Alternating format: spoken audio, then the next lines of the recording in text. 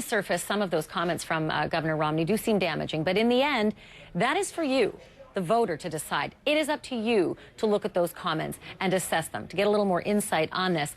Joining me now is Margaret Hoover, who's a CNN political contributor who served in the George W. Bush White House. Her book is called American Individualism. And also with me, Democratic strategist Bernard Whitman. I'm going to get to both of you in just a moment, but I want to play a little bit more of those comments that were made by Mitt Romney at that private fundraiser. Again, this was surreptitiously recorded at the private fundraiser, specifically about the 47% group. Have a listen.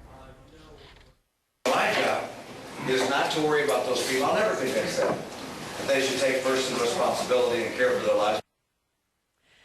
All right, Margaret Hoover, I want to start with you. My job is not to be concerned with that group. Sounds reminiscent of something that the governor said back in February to Soledad O'Brien. I'm not concerned about poor people.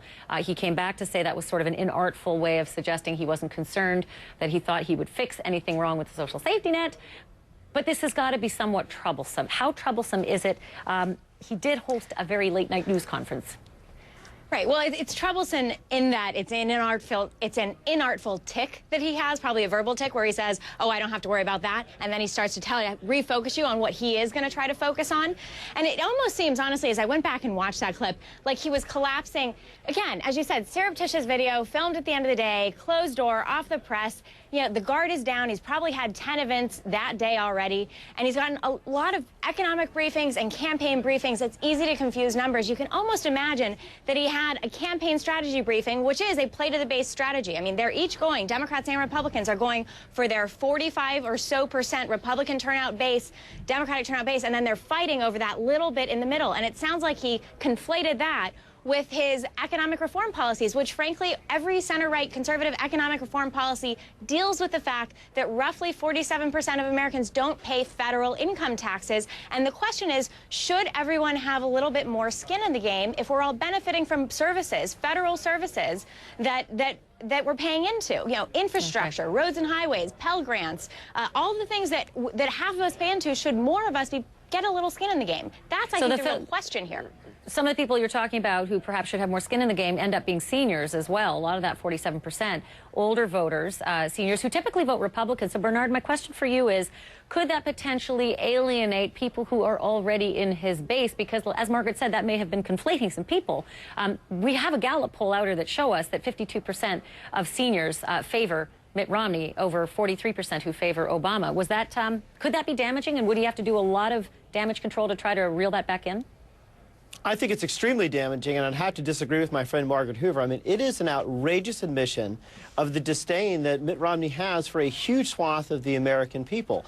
And in fact, the statement was not only offensive, it was actually factually incorrect, as you point out. Half of those people that don't pay tax because they don't earn enough, but a quarter of those people don't pay tax because they're seniors.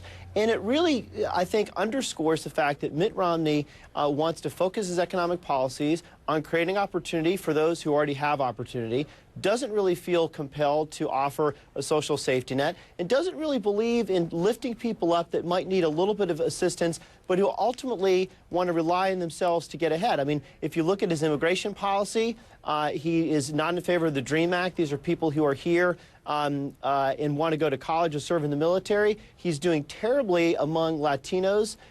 His vote among Latinos is 68 to 26 behind Obama. He's got a 53-point deficit among Hispanic women. So the very people that actually need a little bit of assistance but are more than willing to stand up on their own 2 feet if given a fair shot are the very people that he is offending by those outrageous comments. And so, Margaret, I can see you nodding, and clearly, look, these comments will be seized upon by Democrats and by those who create ads, and they will be used. Can the governor somehow get the message you have brought to this program and try to clarify what he meant, if that is in fact what he meant, and try to break through this noise?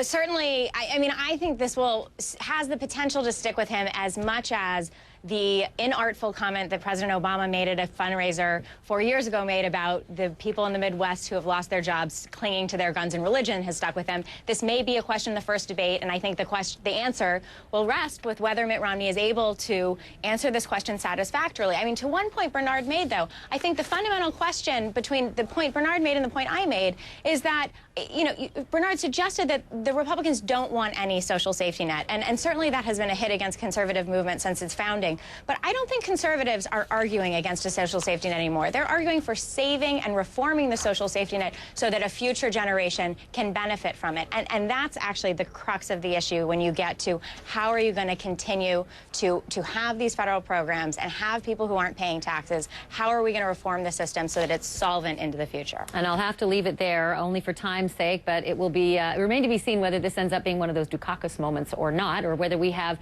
50 more days of the news cycle to blend in whatever else is coming.